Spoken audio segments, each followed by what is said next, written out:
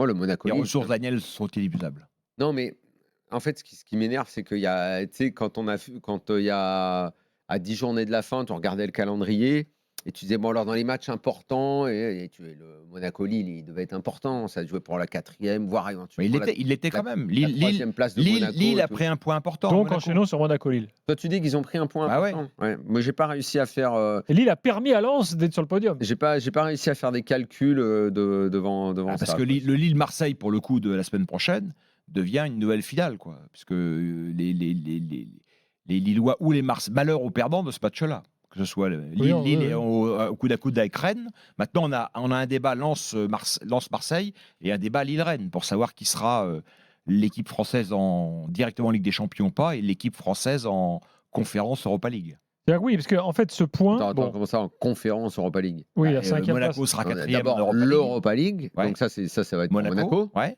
Ah oui, tu es d'accord. Le 5e sera en conférence Europa League. Le Roma Leverkusen, c'est Europa League. Je peux vous dire que c'est pas.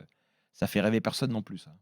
Oui, t'as fait ça jeudi dernier. Leverkusen, pourquoi tu dis ça? C'est catastrophique. Roma Leverkusen, c'est te dire que c'est une demi-finale de Coupe d'Europe, c'est interdit. Mais là, ponctuellement, c'était peut-être un mauvais match, mais en Europa League, il y a des très bons matchs.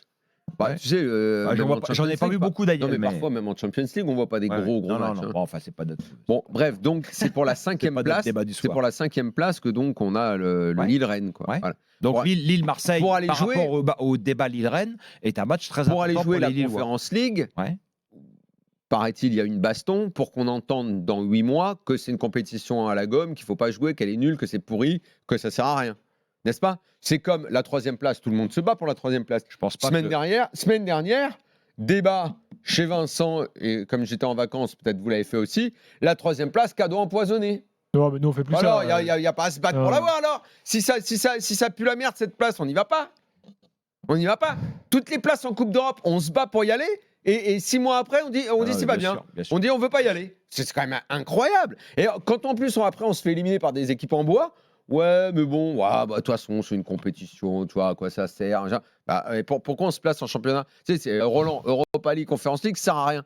Bon, pourquoi on y va alors? 3e place, c'est chiant parce que tu peux pas faire le mercato, tu peux pas machin, tu peux pas.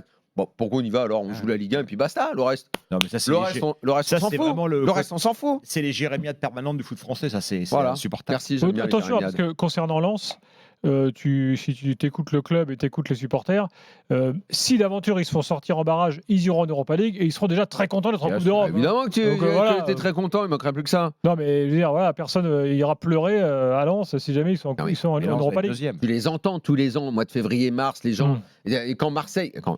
Oui, c'est ce qu'on appelle un marronnier. Et regarde quand t'as mais je m'en fous, moi, les marronniers, moi. Marronnier ou pas marronnier, j'ai le droit de dire que c'est insupportable à entendre. L'année dernière, quand on va faire. On l'entend moins quand même chez nous aujourd'hui, Daniel. On l'entendait beaucoup à l'époque.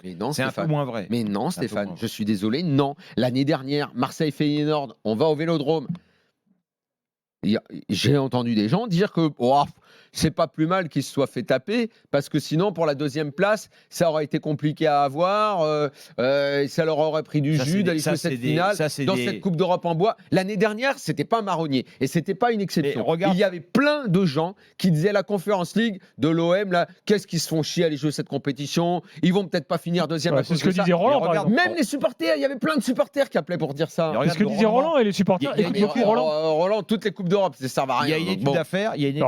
Sur le rendement des équipes après la Coupe d'Europe, quand elles se font sortir des Coupes d'Europe. Arsenal, son élimination en Europa League a cassé quelque chose et peut-être qu'ils auraient été plus performants dans la course au titre contre City en restant impliqués en Coupe d'Europe. Moi, je pense que c'est une grave erreur de raisonner comme ça. Il y a réellement une règle par rapport à ça.